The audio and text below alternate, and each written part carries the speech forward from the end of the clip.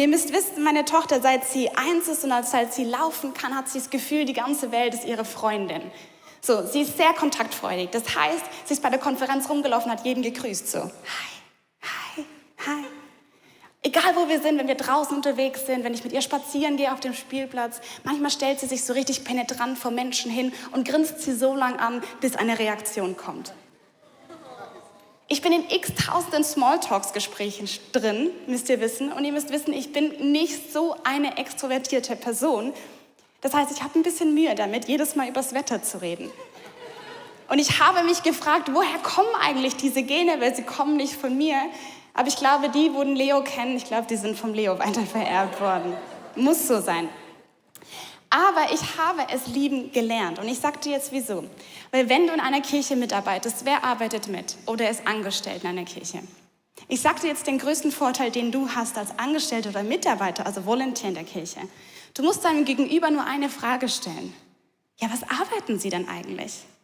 Und die Frage kommt zu 99,9% zurück. Und bam, du kannst über deinen Glauben sprechen. Und das liebe ich. Ich liebe es, Menschen mit meinem Glauben zu konfrontieren. Weil ich weiß, dass du deinem Gegenüber gar nicht die Frage stellen musst, ja, glaubst du überhaupt oder was glaubst du? Sie sagen es dir automatisch.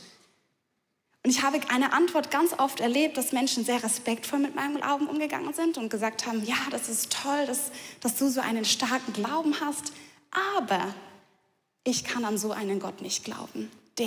Und dann kam eine ganze Liste, der doch Liebe sein soll, aber so viel Hass in dieser Welt zulässt, der doch Gerechtigkeit sein soll, aber so viel Ungerechtes passiert, der doch heilen soll, aber mein Bruder gestorben ist, der doch mich versorgen soll, aber ich habe so viel Mangel in meinem Leben. An diesen Gott kann ich nicht glauben. Und weißt du, das Spannende ist, dass wir, die heute hier sitzen, die es lieben, Gott anzubeten, im Worship laut zu sein, die Bibel lesen, die zur Konferenz gehen, die Small Groups haben. Wenn wir ganz ehrlich sind, stellen wir uns doch die gleichen Fragen, oder? Wir haben unsere Vorstellung, wie dieser Gott sein soll, wie er handeln sollte in unserem Leben und werden dann ganz oft enttäuscht von dieser Realität, weil Gott eben manchmal nicht so ist, wie wir es erwarten.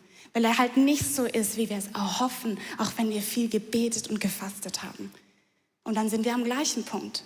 Ja, aber Gott, wenn du doch sagst, du bist Liebe und ich spüre deine Liebe nicht, ich weiß nicht, kann ich da noch an dich glauben? Du sagst, du bist ein Gott, der mein Versorger sein soll, aber ganz ehrlich, mein Bankkonto ist leer. Und ich struggle damit, weil ich nicht weiß, ob es reicht für den nächsten Tag. Ganz ehrlich, du sagst, du bist ein Gott, der mir Berufung gibt, aber ich höre deine Stimme nicht. Ich weiß gar nicht, was ich machen soll in meinem Leben. Vielleicht sitzt du heute da und hast genau diese Fragen in dir drin. Und weißt du, ich sehe Christen ganz oft an diesem Punkt einen Schlussstrich ziehen und sagen, weißt du, ich kann an diesen Gott nicht mehr glauben, weil er nicht so ist, wie ich es mir erhofft habe, wie ich es gebraucht habe in meinem Leben. Weißt du, das Spannende ist, dass während wir solche Erwartungen haben, wie dieser Gott sein sollte und handeln sollte in unserem Leben, gehen die biblischen Autoren von einem ganz anderen Auspunkt aus.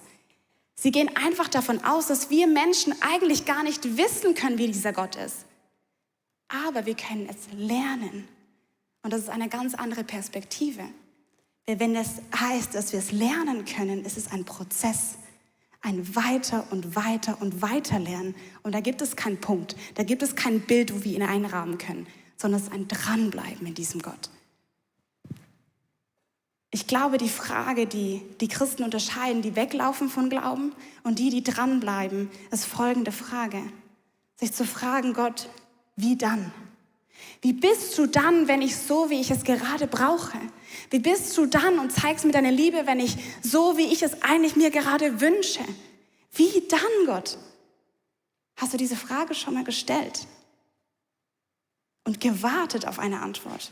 Und mit ihm gerungen und gesagt, wie dann, Gott, wenn nicht so? Weißt du, wenn die biblischen Autoren sagen, dass wir es lernen können, dann meinen sie damit, dass wir Offenbarungen brauchen von diesem Gott. Dass dieser Gott sich uns offenbaren muss, wie er ist. Okay, ganz einfaches Beispiel. Was ist eine Offenbarung? Ich war letzte Woche mit meiner Tochter in Bern. Ich habe euch ein Bild mitgebracht. Ja.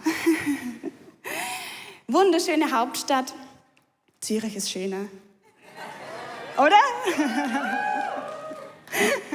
Das war ein bisschen wenig, okay.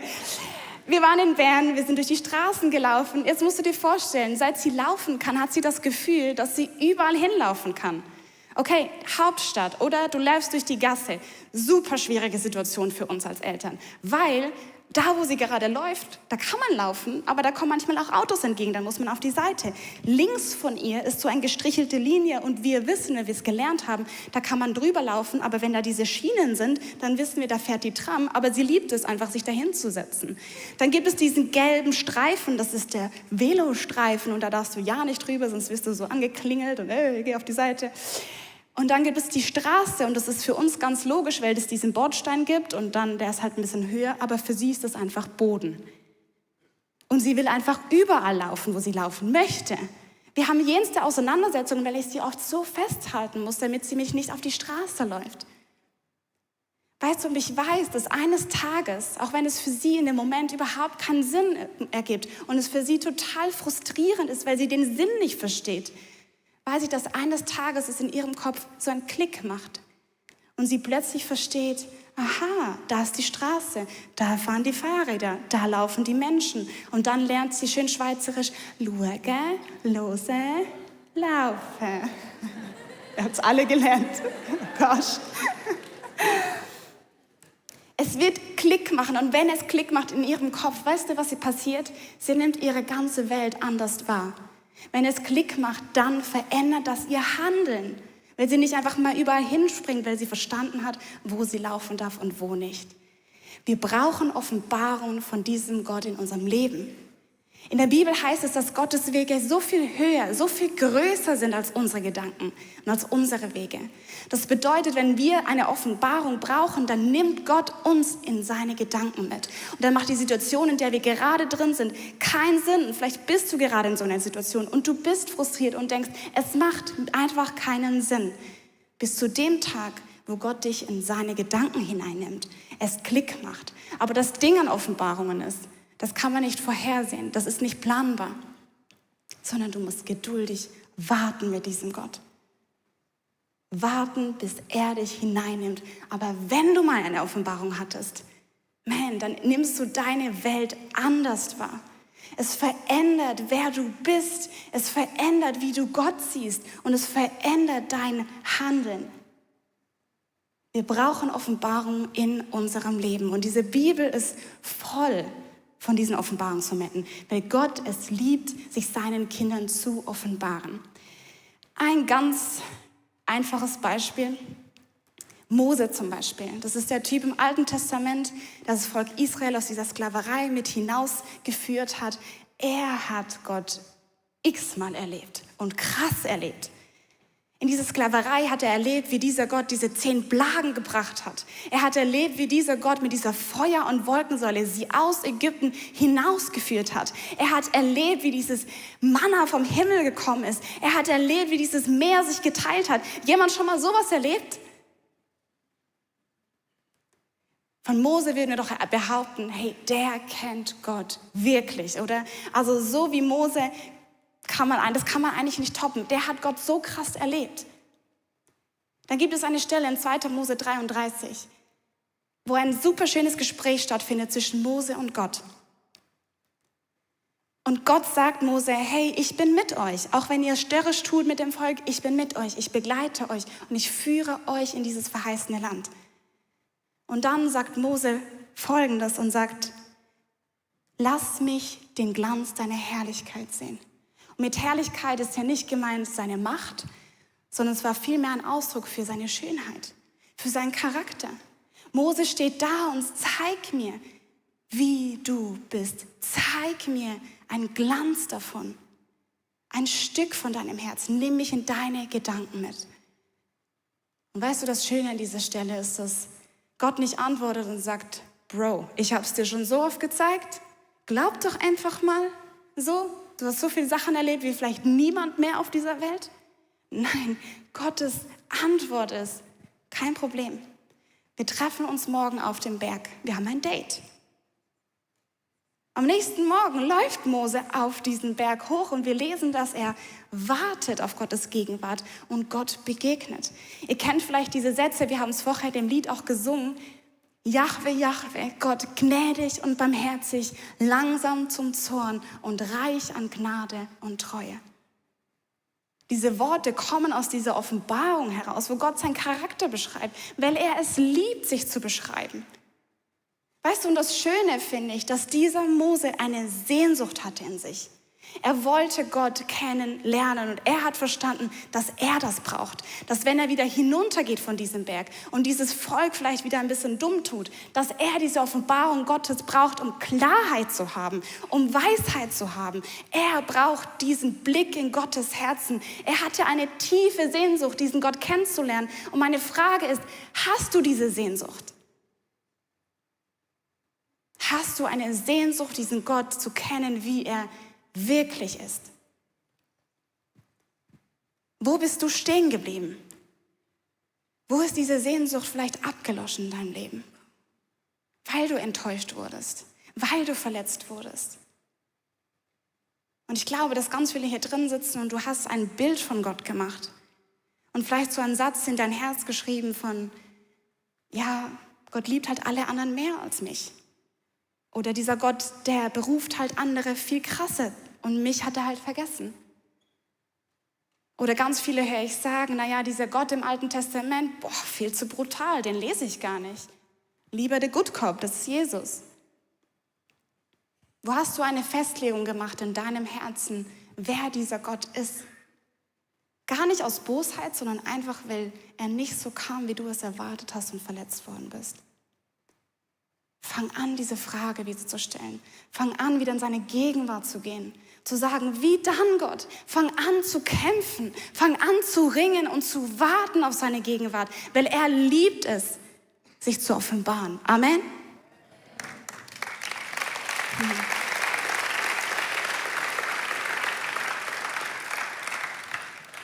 Immer wieder begegnet dieser Gott Menschen und ihr Leben wird total verändert. Spannenderweise sind diese Offenbarungsmomente, wenn man die alle mal rausschreiben würde aus der Bibel, finden die immer wieder auf einem Berg statt.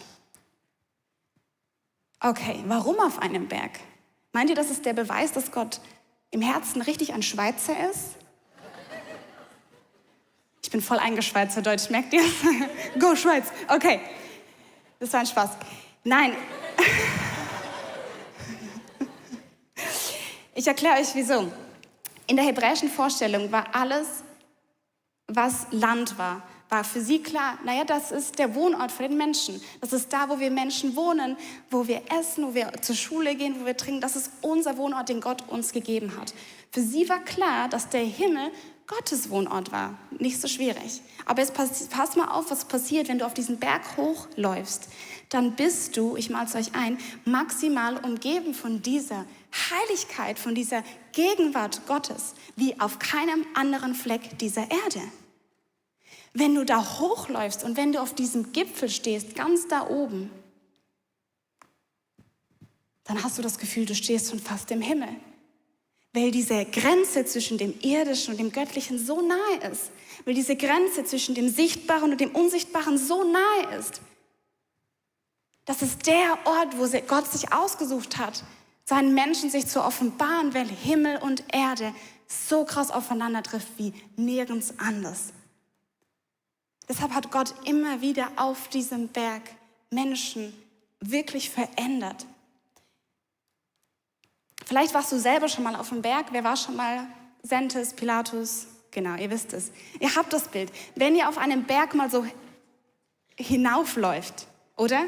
Vielleicht im Morgengrauen, du siehst, wie diese Wolken auseinanderziehen, du siehst, wie dieser Sonnenaufgang aufgeht, vielleicht habt ihr das Bild vor Augen und wenn du da oben stehst und diese Weite hineinschaust, dann haben wir doch heutzutage auch noch das Gefühl von, boah krass, ich bin ja hier irgendwie Gott so nahe, obwohl wir wissen, dass er überall gleich ist, oder?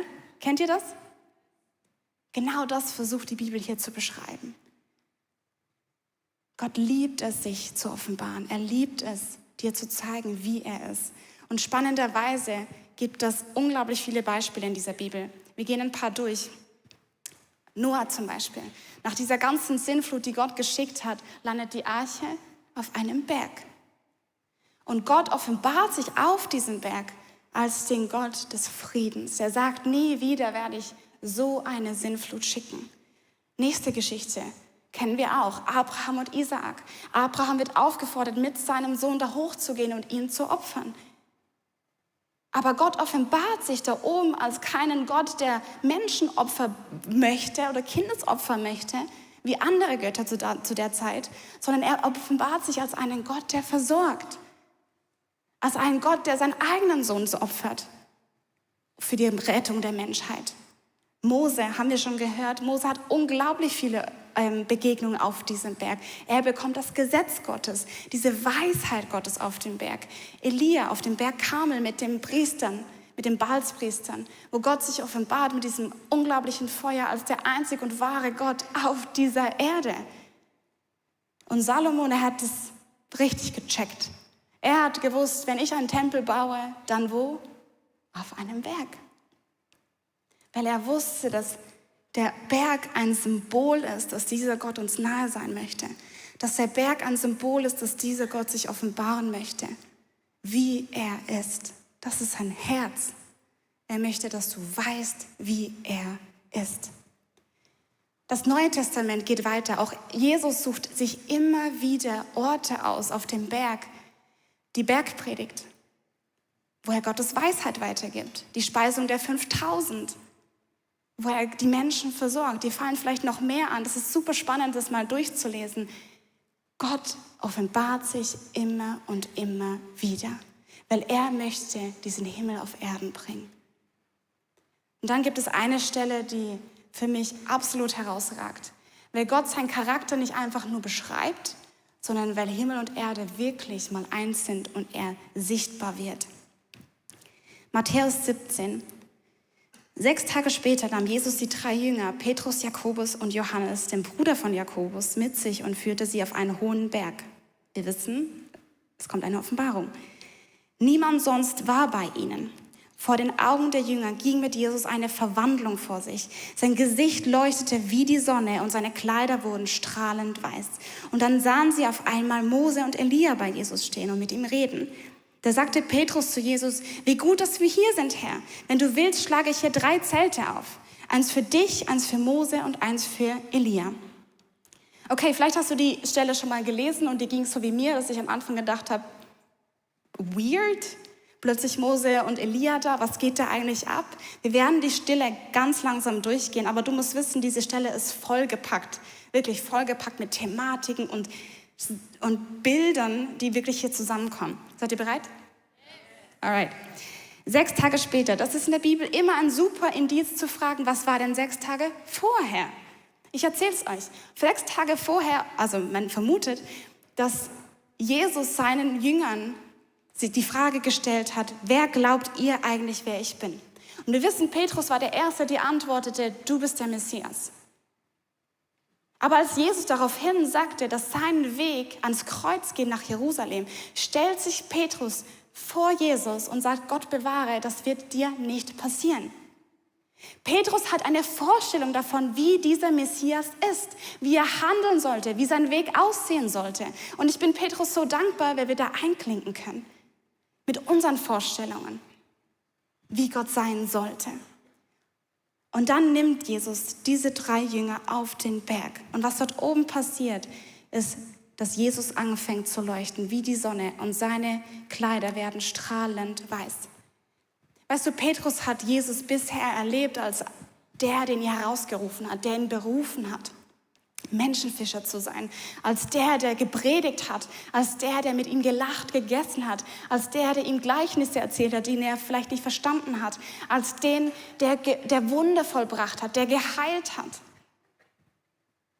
Und das, was Petrus hier erlebt, ist, er bekommt ein Bild zu seinem Bekenntnis. Du bist der Messias. Ich meine, wie oft geht es uns so, dass wir bekennen, du bist Herr in meinem Leben, du bist Gott. Aber was bedeutet das eigentlich? Ganz oft kann ich das ehrlich gesagt gar nicht greifen. Und Petrus bekommt einen Blick dafür, wer dieser Messias ist. Wenn dran steht, dass sein Gesicht leuchtete wie die Sonne, dann magst du dich vielleicht erinnern, dass die gleichen Worte benutzt worden sind in der Begegnung, wo Mose mit Gott hat auf diesem Berg. Als Mose von diesem Berg hinunterkam, heißt es, dass sein Gesicht Gottes Herrlichkeit reflektierte. Aber weißt du, dieser Jesus, der da oben auf diesem Berg steht, der anfängt zu leuchten, der anfängt zu strahlen. Er ist nicht einfach ein weiterer Mose, der neben ihm steht, der einfach das Gesetz den Menschen bringt. Er ist auch nicht einfach ein weiterer Prophet wie der Elia, der neben ihm steht, der halt an das Gesetz erinnert. Er ist die Quelle von Gottes Heiligkeit. Er reflektiert nicht Gottes Heiligkeit, er ist Gottes Heiligkeit. Er ist nicht einfach ein neuer Mose, er erfüllt das Gesetz. Er ist nicht ein Prophet, er erfüllt jedes Prophetenwort in der Schrift. In dieser Stelle wird so eindrücklich, dass Jesus die ganze Zeit, als er herumgereist ist, Gott war. Die ganze Zeit war in ihm die Herrlichkeit Gottes, der Himmel Gottes. Man, an diesen Gott glauben wir. Lass uns ihm einen Applaus geben für das.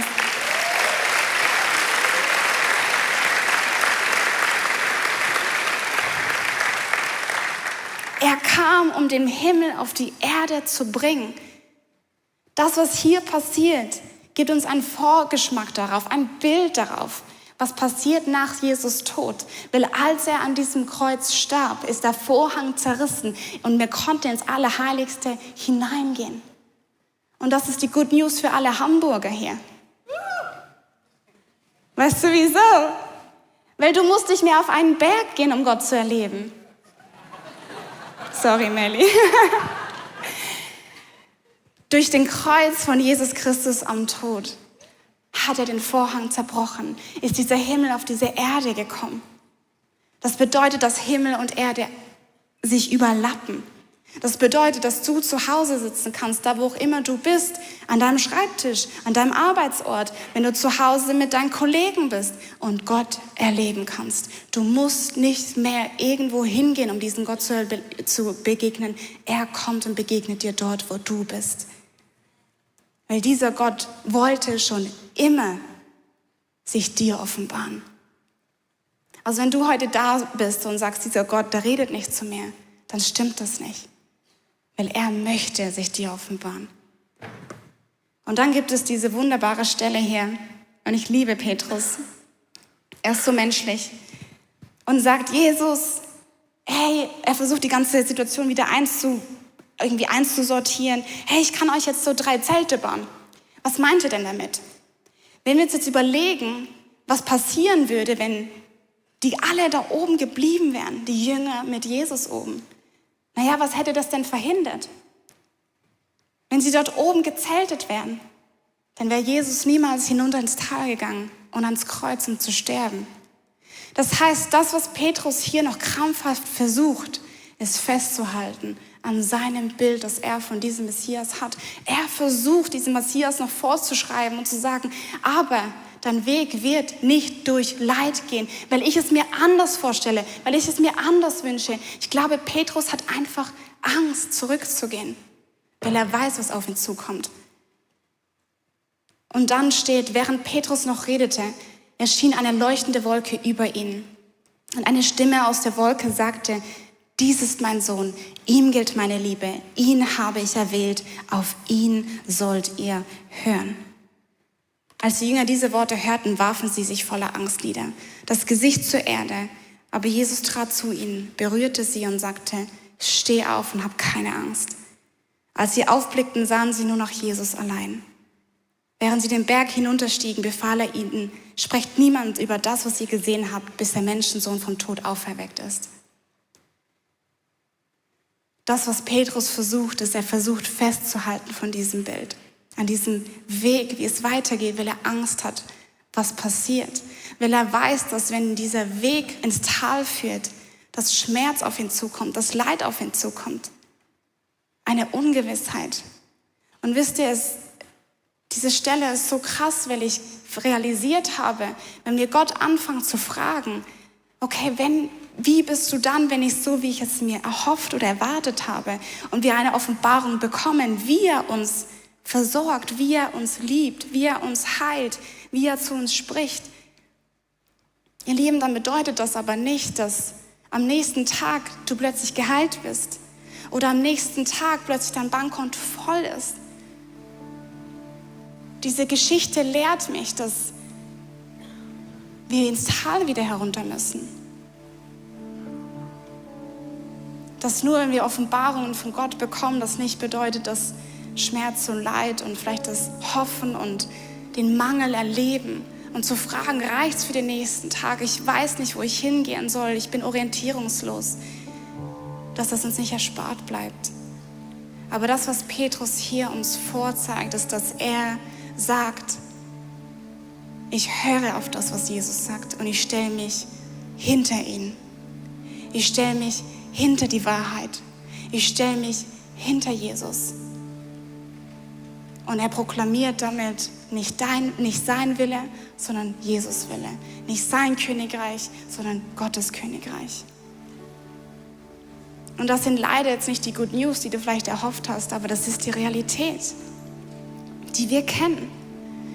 Weißt du, ich glaube, dass wo Mose diese Begegnung hatte auf diesem Berg und wo Petrus diese Begegnung hatte auf diesem Berg und sie beide wieder hinuntergegangen sind, Mose zu dem Volk, das er leiten musste, was anstrengend war.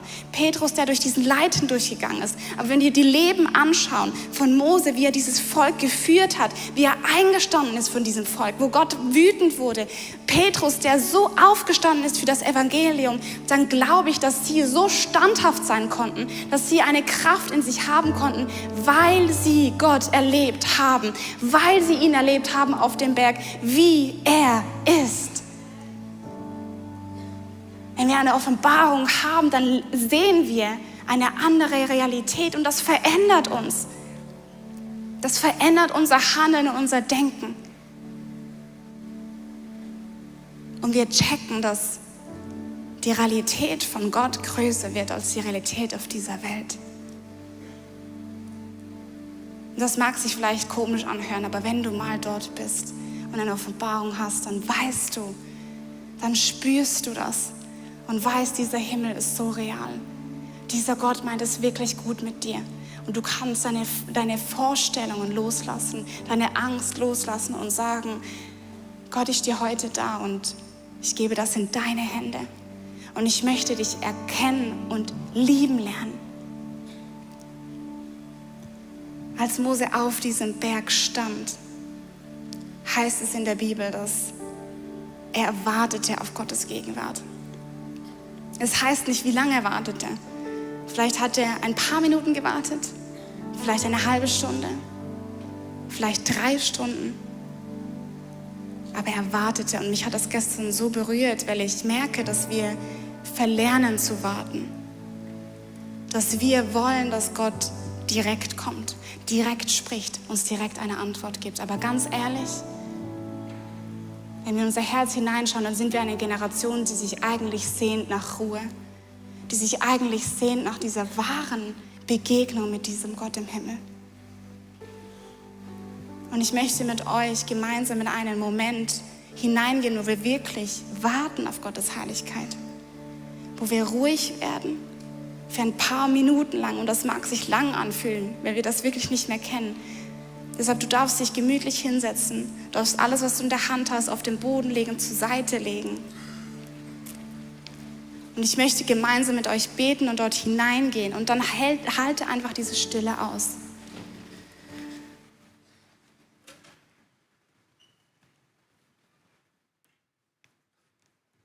Und Vater, ich danke dir, dass du da bist.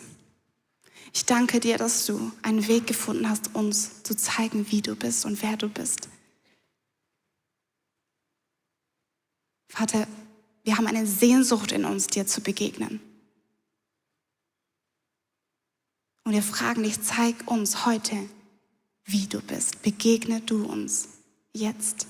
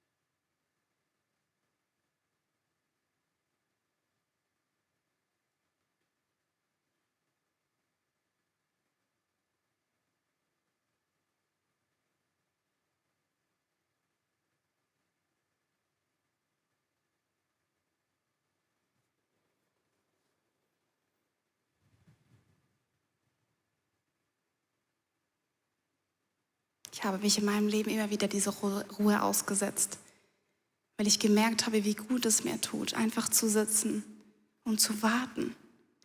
Und weil ich gemerkt habe, wie schwierig mir das fällt, einfach zu warten. Aber das waren mit die krassesten Zeiten, wo ich diesen Gott erlebt habe. Manchmal, weil ich ein Bild bekommen habe, und das hast du vielleicht jetzt auch bekommen.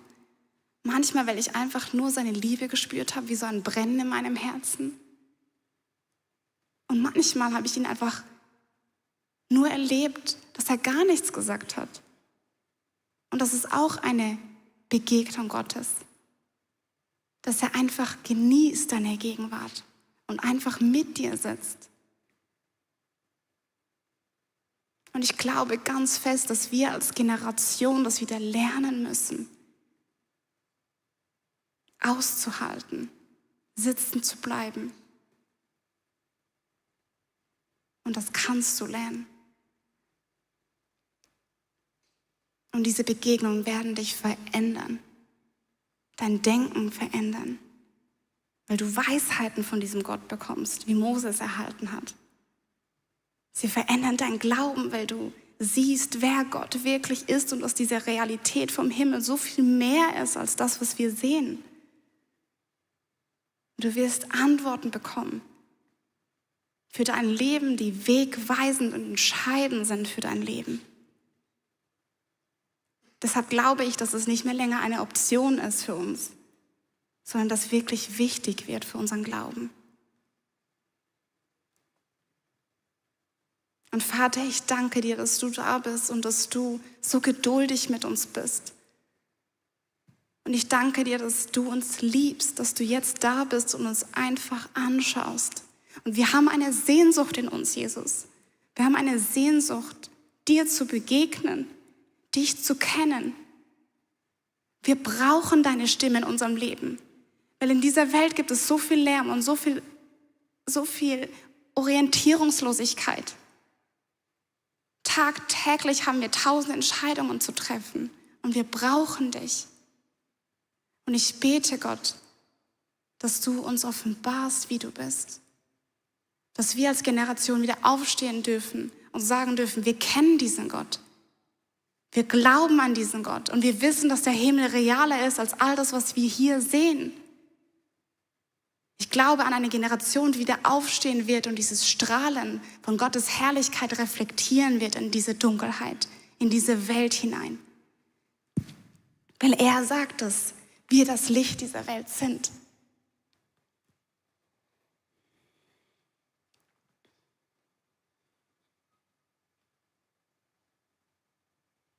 Du bist ein guter Gott, Gott.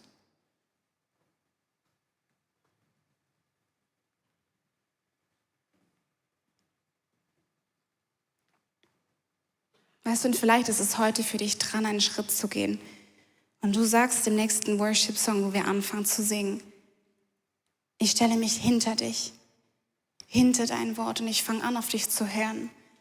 Vielleicht ist es für dich heute dran, aktiv loszulassen von dieser Vorstellung, wie du dir vorstellst, wie dieses Gott sein sollte, wie er agieren sollte in deinem Leben. Ihr dürft aufstehen langsam.